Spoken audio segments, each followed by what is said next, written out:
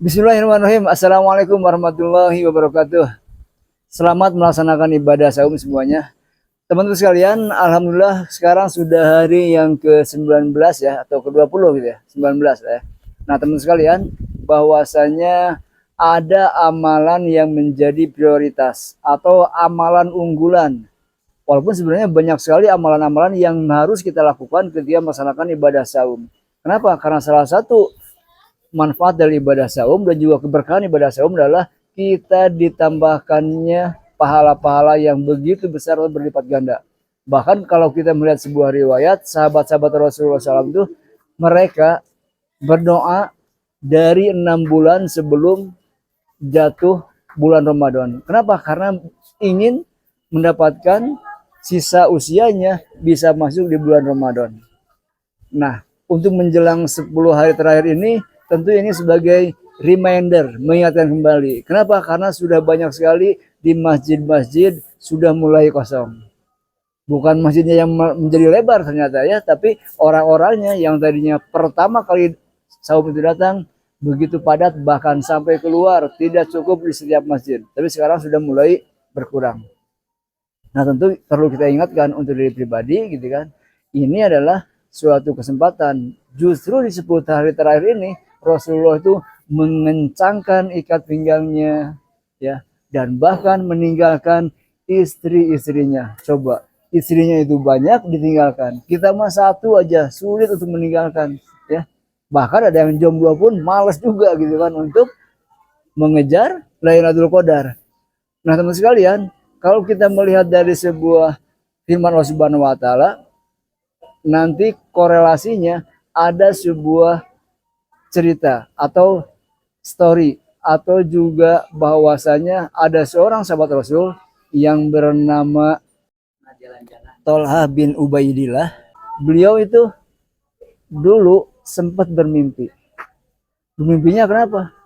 Ketika dulu ada dua orang dalam satu suku Quraisy, dia masuk Islam atau mualaf ya. Setelah itu dia melakukan aktivitas ibadah seperti biasa dan juga ternyata salah satunya yaitu mati syahid. Singkat ceritanya seperti itu, mati syahid. Yang satunya lagi meninggal 1 tahun berikutnya. Ini perhatikan, meninggal 1 tahun berikutnya ya. Namun dalam mimpinya beliau menyaksikan bahwasanya yang masuk surga duluan adalah sahabatnya, bukan yang mati syahid, tetapi temennya yang setahun berikutnya setelah yang mati syahid wafat, mereka duluan masuk surga. Ketika bangun kaget, ini kenapa gitu, ada amalan apa sehingga yang setahun berikutnya yang dia wafat atau setahun belakangan dia wafat justru masuk surganya lebih dulu dari yang mati syahid ini. Langsung bertanya kepada sahabat Rasul, ini ada apa? Dan terdengarlah oleh Rasulullah ya. Apa yang ditanyakan? Ya Rasulullah, kenapa ini sahabatnya yang matinya biasa-biasa saja, ternyata dia masuk surganya lebih dulu dari sahabatnya yang mati syahid. Kata Rasulullah, bukankah dia wafat setahun berikutnya? Iya betul Rasulullah. Ditanya lagi, bukankah dia rajin melakukan ibadah? Iya betul Rasulullah. Bukankah dia juga melewati bulan Ramadan? Iya betul Rasulullah. Nah, itulah kenapa dia bisa masuk surga lebih dulu dari yang mati syahid. Ternyata beliau adalah melakukan aktivitas di bulan Ramadan betul-betul optimal.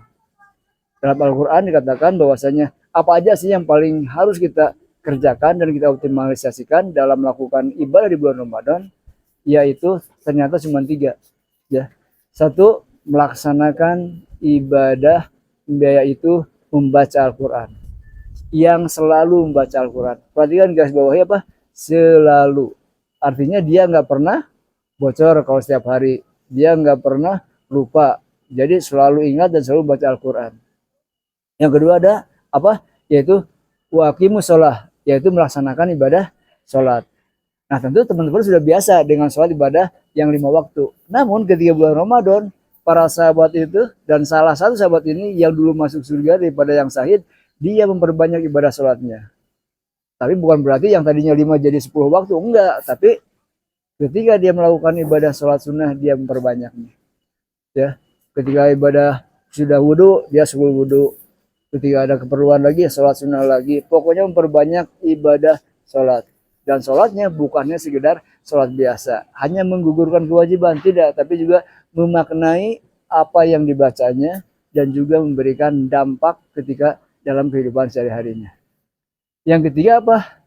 Yaitu anfiku mimma rozaqnahum. Yaitu berinfak dengan rizki yang dimilikinya. Dikatakan apa? Sebagian rizki. Masya Allah coba. Rizki itu kita kasih dari Allah Subhanahu Wa Taala. Tapi Allah mintanya sebagian rizki. Infakkan saja sebagian rizkimu. Dengan cara apa? Tersembunyi dan juga boleh terang-terangan. Jadi buat teman-teman semua nih, jangan dulu kita berpikiran negatif kalau kita melihat ada orang yang sedekah jor-joran gitu ya. Ngasih sana, ngasih sini. Mereka bukan ingin dipuji. Justru mereka mencoba untuk berjuang untuk ikhlas. Kenapa? Karena di Al-Qur'annya boleh, yaitu bersembunyi-sembunyi atau terang-terangan. Jadi kalau teman-teman mau sembunyi-sembunyi boleh, terang-terangan juga boleh. Yang bahaya apa? Yang bahaya adalah ketika kita sembunyi-sembunyi atau diam-diam tidak sedekah. Nah itu Pak. Jadi hati-hati nih. Jadi kalau ada yang sedekah terang-terangan, sembunyi-sembunyi diperbolehkan di Al-Qur'annya. Itu ada di surat Al-Fatir atau surat ke-35 ayat 29. Innal ladzina yasluna kitaballahi wa aqamus sholata wa mimma rozaqnahum. Nah, seperti itu ya.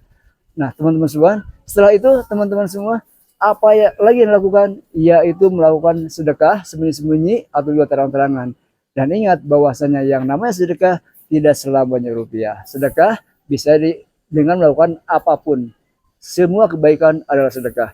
Itulah yang diartikan dalam sebuah hadis kullu ma'rufin sodako. Semua kebaikan adalah sedekah. Jadi apapun selama kita melakukan sebuah kebaikan, itulah sedekah kita. Jika kita belum bisa dengan harta benda, bisa dengan tenaga. Jika belum bisa dengan tenaga, bisa dengan doa.